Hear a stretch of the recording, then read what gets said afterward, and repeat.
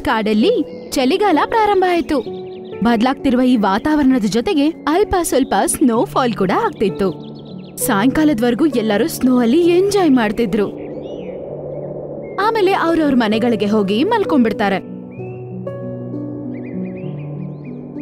ಆಮೇಲೆ ಮಾರನೇ ದಿನ ಅವರು ಎದ್ದು ನೋಡ್ತಾರೆ. ಅವ್ರಿಗೆ ಏನೋ ಸ್ವಲ್ಪ ವಿಚಿತ್ರ ಅನ್ಸತ್ತೆ. ಅಯ್ಯೋ ದೇವ್ರೆ, ಏನಾಯ್ತಿದು? ಒಂದೇ ರಾತ್ರಿಗೆ ನನ್ನ ಮರ ಇಷ್ಟು ಮೋಸವಾಗ್ಬಿಟ್ಟಿದೆ. ಈ ಮರದಲ್ಲಿ ಎಲೆಗಳೆಲ್ಲ ಉದುರೋಗ್ತಿದಾವೆ. ಇಲ್ಲಿ ಒಂದು ಎಲೆ ಕೂಡ ಕಾಣಿಸ್ಕೊತಿಲ್ಲ.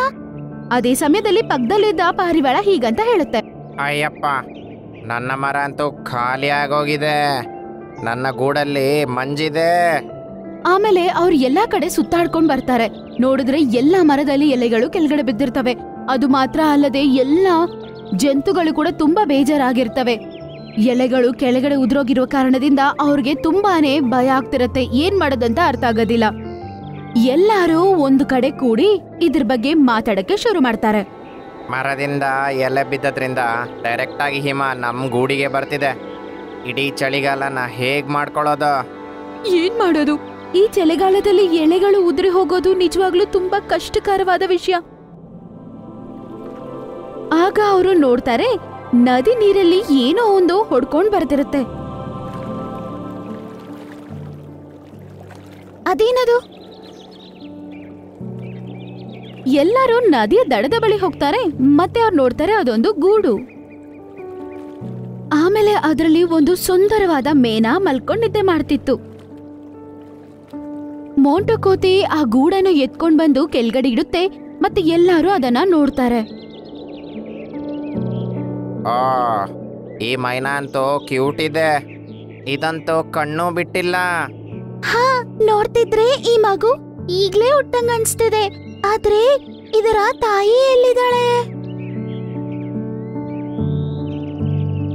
ನೋಡ್ತಿದ್ರೆ ಇದರ ಬಾಯಿ ಬಂಗಾರದ ತರ ಇದೆ. ಇದಕ್ ಮುಂಚೆ ನಾನು ಯಾವೊಂದು ಪಕ್ಷಿಗೂ ಈ ತರ ಬಾಯಿ ನೋಡಿಲ್ಲ. ಹಂಗಂತ ಎಲ್ಲರೂ ಇದ್ರ ಬಗ್ಗೆ ಯೋಚನೆ ಮಾಡಕ್ಕೆ ಶುರು ಮಾಡ್ತಾರೆ. ಎಲ್ಲರೂ ಈ ಮಂಜಿನಿಂದ ತಪ್ಪಿಸ್ಕೊಳ್ಳೋದಕ್ಕೋಸ್ಕರ ಅವರ ಮನೆಗಳನ್ನು ಗೂಡಿನೊಳಗಡೆನೆ ಕಟ್ಕೊಂಡಿರ್ತಾರೆ. ಆದ್ರಿಂದ ಅವರು ಈ ಪಕ್ಷಿಯ ಗೂಡನ್ನು ಕೂಡ ಎತ್ಕೊಂಡೋಗಿ ಅದೇ ಗುಹೆ ಒಳಗಡೆನೆ ಇಡ್ತಾರೆ. ಅದೇ ಗುಹೆ ಒಳಗಡೆ ಟೀನು ಮತ್ತೆ ಪಾರಿವಾಳ ಇಬ್ರು ಗೂಡನ್ನು ಕಟ್ಕೊಂಡಿರ್ತಾರೆ. ಅವರಿಬ್ರು ಆ ಮಗುವನ್ನು ನೋಡ್ಕೋತಾರೆ. ಮಾರನೇ ದಿನ ಅದು ಕಣ್ ತೆಗೆದು ನೋಡುತ್ತೆ. ಎಲ್ಲರನ್ನೂ ಟುಕುರ್ ಟುಕುರ್ ಅಂತ ನೋಡುತ್ತೆ. ತುಂಬಾ ಕ್ಯೂಟ್ ಆಗಿದೆ. ಇದಕ್ಕೆ ಏನ್ ಹೆಸರಿಡೋಣ? ನಾವೇ ಇದಕ್ಕೆ ಹೆಸರಿಡೋಣ. ಇದಕ್ಕೆ ಹೆಸರು ಚಿಂಕಿ ಅಂತ ಇಡೋಣ. ಹಾ, ಚಿಂಕಿ ಚೆನ್ನಾಗಿದೆ. ಸ್ವಲ್ಪ ದಿನದಲ್ಲಿ ಚಿಂಕಿ ಮಾತಾಡಕ್ಕೆ ಮತ್ತೆ ಹಾರಕ್ಕೆ ಕಲ್ತ್ಕೊಂಡ್ಬಿಡುತ್ತೆ. ಚಿಂಕಿ, ನಮ್ಮ ಕಾಡಿನಲ್ಲಿ ಮರಗಳು ಚೆನ್ನಾಗಿದ್ದಿದ್ರೆ ನಿನಗೊಂದು ಹೊಸ ಮನೆ ಕಟ್ಟಿಕೊಡ್ತಿದ್ವಿ. ಇಲ್ಲ ಚಿಕ್ಕಮ್ಮ, ನೀವೆಲ್ಲರೂ ನನ್ನನ್ನ ಎಷ್ಟು ಚೆನ್ನಾಗಿ ನೋಡ್ಕೋತಿದ್ದೀರಾ, ಅದೇ ನಂಗ್ ಸಾಕು. ಅಮ್ಮ ಇಲ್ಲ ಅನ್ನೋ ಕಷ್ಟ ಕೂಡ ನನಗಿಲ್ಲ, ಗೊತ್ತಾ?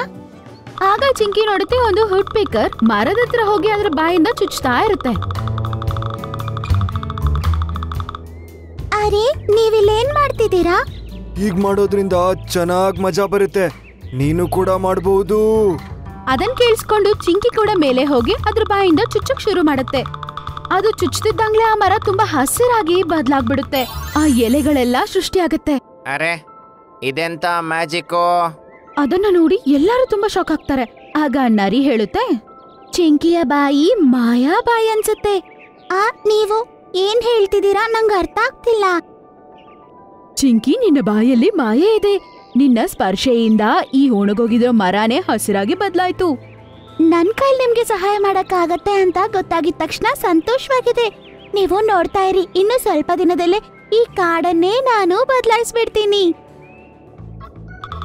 ಚಿಂಕಿ ಸ್ವಲ್ಪ ಸ್ವಲ್ಪ ಕಾಡಲ್ಲಿ ಎಲ್ಲಾ ಮರಗಳನ್ನು ಹಸಿರಾಗಿ ಬದಲಾಯಿಸ್ತಾ ಇತ್ತು. ಕಾಡು ತುಂಬಾ ದೊಡ್ಡದಾಗಿತ್ತು. ಅದರಿಂದ ಮೆತ್ತಗೆ ಅದರಷ್ಟು ಆದಷ್ಟು ಅದು ಎಲ್ಲ ಬದಲಾಯಿಸ್ತಾ ಬಂತು. ಒಂದು 15-20 ದಿನದಲ್ಲಿ ಅದು ಎಲ್ಲಾ ಕಾಡಲ್ಲಿರುವ ಮರಗಳನ್ನು ಬದಲಾಯಿಸ್ಬಿಡುತ್ತೆ. ಮತ್ತೆ ಅವರವರ ಗೂಡುಗಳನ್ನು ಎತ್ಕೊಂಡೋಗಿ ಪಕ್ಷಿಗಳು ಅವರವರ ಮರಗಳ ಮೇಲೆ ಇಟ್ಕೊಡ್ತಾರೆ ಮತ್ತೆ ಸಂತೋಷವಾಗಿ ಜೀವಿಸ್ತಾರೆ. ಸ್ವಲ್ಪ ದಿನದ ನಂತರ ಒಂದು ಮೇನ ಕಾಡೊಳಗಡೆ ಬರುತ್ತೆ.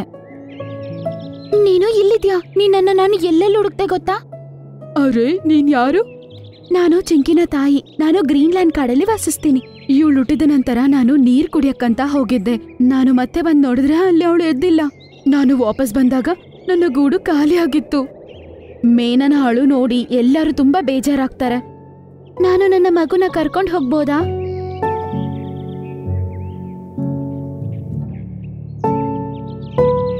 ನಾನು ಹೋಗೋದಿಲ್ಲ.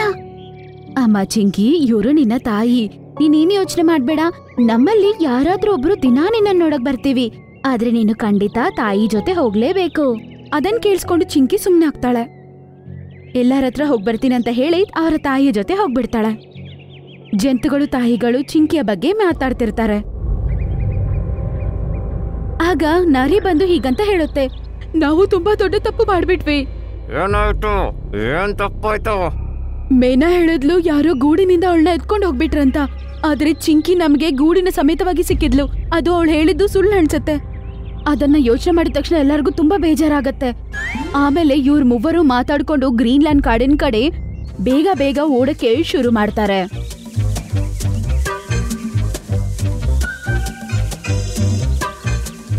ಅವರು ದಾರಿಯಲ್ಲೇ ಚಿಂಕಿ ಮತ್ತೆ ಮೇನನ ನೋಡ್ತಾರೆ. ಮತ್ತೆ ಅವರು ಅವ್ರನ್ನ ನಿಲ್ಲಿಸ್ತಾರೆ. ನಿಲ್ಲಿ.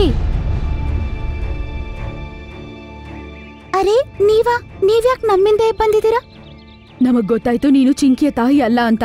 ನಮಗೆ ನಿಜ ಹೇಳು, ನೀನ್ ಯಾರು ಮತ್ತೆ ಚಿಂಕಿನ ಎಲ್ ಕರ್ಕೊಂಡು ಹೋಗ್ತಿದ್ಯಾ ಅಂತ. ನಮ್ಮ ಕಾಡಾದ ಗ್ರೀನ್ಲ್ಯಾಂಡ್ ಅಲ್ಲಿ ಒಂದು ಹದ್ದು ರಾಜ್ಯ ಮಾಡ್ತಿರ್ತಾನೆ. ಅವನ್ ಹೇಳಿದ್ದನ್ನೇ ನಾವು ಮಾಡ್ಬೇಕು.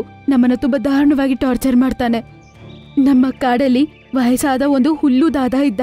ಅವ್ರು ಸಾಯುವಾಗ ನಮಗೆ ಭವಿಷ್ಯವಾಣಿ ಹೇಳಿದ್ರು. ಸ್ವಲ್ಪ ದಿನದ ನಂತರ ನಮ್ಮ ಕಾಡಲ್ಲಿ ಬಂಗಾರದ ಬಾಯಿರುವ ಒಂದು ಮೈನಾ ಹುಟ್ಟತ್ತಂತ. ಅವನೇ ಆ ಹದ್ದನ್ನು ಸಾಯಿಸ್ತಾನೆ ಮತ್ತೆ ನಮ್ಮನ್ನ ಕಾಪಾಡ್ತಾನೆ ಅಂತ ಹೇಳ್ದ. ಆದ್ರೆ ಹೇಗೋ ಈ ವಿಷಯ ಆ ಹದ್ದಿಗೆ ಗೊತ್ತಾಗ್ಬಿಡ್ತು. ಆದ್ರಿಂದ ಅದು ಹೊಸದಾಗಿ ಹುಟ್ಟುವ ಎಲ್ಲ ಮಗು ಮೇಲೆ ಕಣ್ಣಾಕಿದ್ದ. ಮತ್ತೆ ಹುಟ್ಟಕ್ ಮುಂಚೆನೆ ಅವ್ರನ್ನ ಸಾಯಿಸ್ಬಿಡ್ತಿದ್ದ. ಆ ಮಗು ಹುಟ್ಟಿದ ನಂತರ ಅವರ ತಾಯಿನೇ ನದಿಯಲ್ಲಿ ಅದನ್ನ ಕಳಿಸ್ಬಿಡ್ತು. ಅವಾಗಿಂದ ಹದ್ದು ಚಿಂಕಿ ಅವ್ರ ಅಮ್ಮನ ಬಂಧಿಸಿ ಇಟ್ಟಿದೆ. ಮತ್ತೆ ನಮ್ಮಮ್ಮನ ಕೂಡ ಬಂಧಿಸಿಟ್ಟಿದೆ. ಯಾಕಂದ್ರೆ ನಾನು ಹೋಗಿ ಚಿಂಕಿನ ಕರ್ಕೊಂಡ್ ಬರ್ಬೇಕಂತ. ತುಂಬಾ ಕಷ್ಟ ಕಾಲ. ಅದಕ್ಕೆ ನಾನು ಇವ್ರ ತಾಯಿ ಅಂತ ಹೇಳಿ ನಾಟಕ ಮಾಡಿದೆ. ನನ್ ಜೊತೆ ಚಿಂಕಿನ ಕರ್ಕೊಂಡು ಹೋಗ್ತಿದ್ದೀನಿ. ಅದನ್ನ ಕೇಳಿಸ್ಕೊಂಡಿದ ತಕ್ಷಣ ಎಲ್ಲರೂ ತುಂಬಾ ಶಾಕ್ ಆಗ್ತಾರೆ.